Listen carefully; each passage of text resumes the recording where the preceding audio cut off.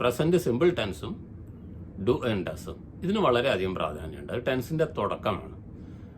Present ടെൻസിലത്തെ ആദ്യത്തെ ടെൻസാണ്. എന്തുകൊണ്ടാണ് ഇത് ഇത്ര കൺഫ്യൂസിങ്? ഇത് ഇത്ര കൺഫ്യൂസിങ് അല്ല, നമ്മൾ ബേസിക് ആയിട്ട് ഒരു കാര്യം മനസ്സിലാക്കി വെക്കാത്തത് കൊണ്ടാണ്. ഡു ആൻഡ് ഡസും ഒരിക്കലും ഒരു പ്രശ്നമേ അല്ല.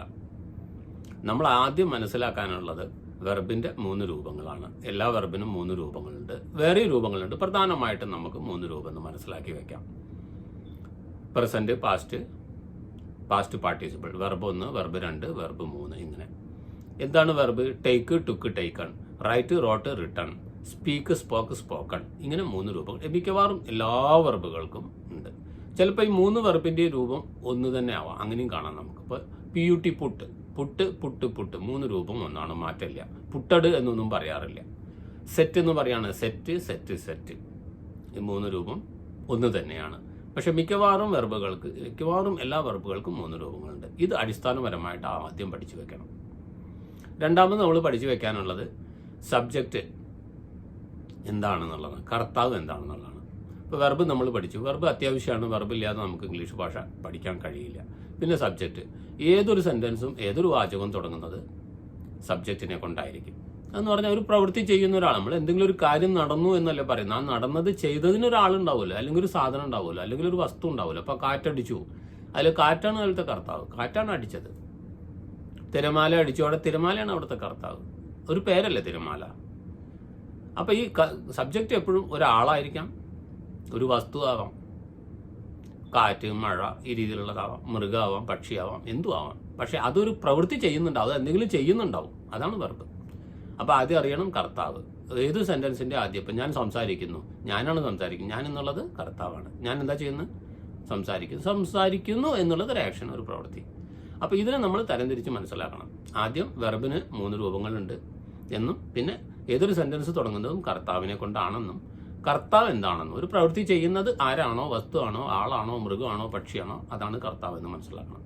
എന്തിനാണ് കർത്താവിനെ മനസ്സിലാക്കുന്നതെന്ന് വെച്ചാൽ ഈ കർത്താവിനനുസരിച്ചിട്ട് വേണം നമ്മൾ പിന്നീട് വരുന്ന വെർബിൽ മാറ്റം വരുത്താൻ. എന്താ മാറ്റം വരുത്തണം? ഇംഗ്ലീഷ് ഭാഷയിൽ അങ്ങനെ മാറ്റം വരുത്തേണ്ടതായിട്ടുണ്ട്, മലയാളത്തിലില്ല. അപ്പം നമ്മൾ ഒരു കുട്ടി പോകുന്നു, 2 കുട്ടി പോകുന്നു, 100 കുട്ടികൾ പോകുന്നു എന്ന് പറയുമ്പോഴും അവിടെ പോകുന്നു എന്നതിന് മാറ്റം വരുന്നില്ല. പക്ഷേ ഇംഗ്ലീഷിൽ അങ്ങനെയല്ല. ഇംഗ്ലീഷിൽ മാറ്റം വരും. പോകുക എന്നുള്ളതിന് ഒരാളാണോ പോകുന്നത്, ഒന്നിലധികമാണോ പോകുന്നതെന്ന് നോക്കിയിട്ട് വേണം ഈ പോകുക എന്നുള്ള ക്രിയ, വെർബ്, അതിന് മാറ്റം വരുത്താൻ. അതുകൊണ്ടാണ് നമ്മൾ ഈ സബ്ജക്റ്റ് പഠിക്കേണ്ടതായിട്ട് വരുന്നത്, സബ്ജക്റ്റ് എന്താണെന്ന് മനസ്സിലാക്കേണ്ടതായിട്ട് വരുന്നത്.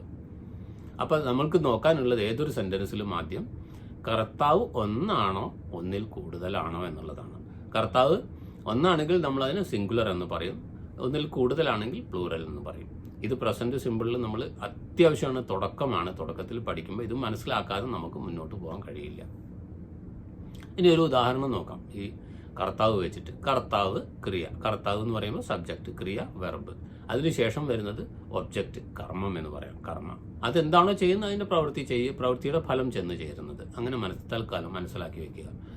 ഇതിൽ നമ്മൾ പൊതുവെ പറയുന്ന മലയാളത്തിലുള്ള അർത്ഥം വരുന്നത് പ്രസന്റ് സിമ്പിൾ ടെൻസിൽ ഒരു കാര്യം ചെയ്യുന്നു, പറയുന്നു, എഴുതുന്നു, പോകുന്നു, കഴിക്കുന്നു, ഈ രീതിയിലാണ് അർത്ഥം വരിക. അതല്ലാതെ പറയാറുണ്ട്, ചെയ്യാറുണ്ട്, കഴിക്കാറുണ്ട്, പോകാറുണ്ട് എന്നുള്ള അർത്ഥം വരും. എന്തുകൊണ്ടാണ് 2 അർത്ഥം എന്ന് പറഞ്ഞാൽ, സാധാരണ നമ്മൾ നിത്യജീവിതത്തിൽ റെഗുലറായിട്ട് നിത്യേന ചെയ്യുന്ന കാര്യങ്ങളെക്കുറിച്ച് പറയാനാണ് ഈ ടെൻസ് ഉപയോഗിക്കുന്നത്. അവൻ എന്നും മഴ പെയ്യാറുണ്ട്, എന്നും കാറ്റടിക്കാറുണ്ട്, അവൻ എന്നും സംസാരിക്കാറുണ്ട്, ഈ രീതിയിലൊക്കെ പറയുമ്പോൾ ഈ ടെൻസിനാണ് നമ്മൾ ആശ്രയിക്കേണ്ടത്. പിന്നെ നമ്മൾ ഒരു ഫാക്റ്റ്, ഒരു വസ്തുത എന്നൊക്കെ പറയില്ല, സൂര്യൻ കിഴക്കുദിക്കുന്നു, ഒരു യൂണിവേഴ്സൽ ട്രൂത്ത്, സ്വഭാവത്തിൻ്റെ ഭാഗം, അവൻ എന്നും രാവിലെ 7 മണിക്ക് എഴുന്നേക്കാറുണ്ട്. അപ്പോൾ എന്നും രാവിലെ എഴുന്നേക്കാറുണ്ട്, സ്ഥിരമായിട്ട് ചെയ്യുന്ന ഒരു കാര്യം, അതും ഇതിലാണ് പറയേണ്ടത്.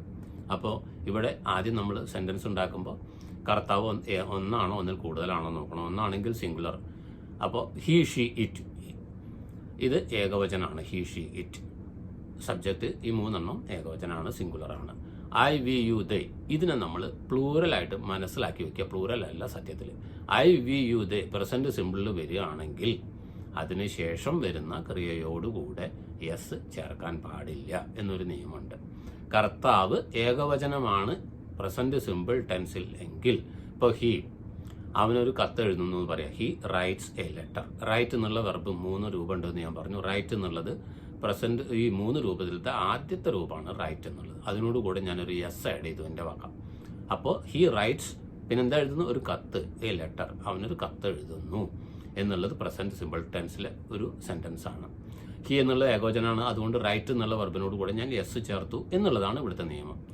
കർത്താവ് ഏകോചനമാണെങ്കിൽ പിന്നീട് വരുന്ന വെർബിനോട് കൂടെ യെസ് ചേർക്കണം. എന്നിട്ട് ഒബ്ജക്റ്റ് എന്താണോ, കർമ്മം എന്താണോ അത് എഴുതുക. അപ്പോൾ അവൻ ഒരു കത്ത് എഴുതുന്നു, he writes a letter. Write എന്നുള്ള വെർബിന്റെ ആദ്യത്തെ രൂപമാണ് റൈറ്റ്, റോട്ട്, റിട്ടൺ. ഇതാണ് 3 രൂപം. അപ്പോൾ റൈറ്റ് എന്നുള്ള ആദ്യത്തെ പ്രസന്റ് രൂപത്തിനോട് കൂടെ ഞാൻ യെസ് ആഡ് ചെയ്തു. പാസ്റ്റ് രൂപത്തിനോട് കൂടെ യെസ് ആഡ് ചെയ്യാൻ പാടില്ല. അപ്പോൾ ഹി റൈറ്റ്സ് എ ലെറ്റർ, അവനൊരു കത്ത് എഴുതുന്നു എന്നുള്ള അർത്ഥം വന്നു. ഇന്നും എന്നുള്ളതാണ് ഇതിലധികം വരിക. പിന്നെ എഴുതാറുണ്ട്, പറയാറുണ്ട് എന്നുള്ള അർത്ഥം ഇതിൽ വരും. ഹി റൈറ്റ്സ് എ ലെറ്റർ, അവനൊരു കത്ത് എഴുതുന്നു.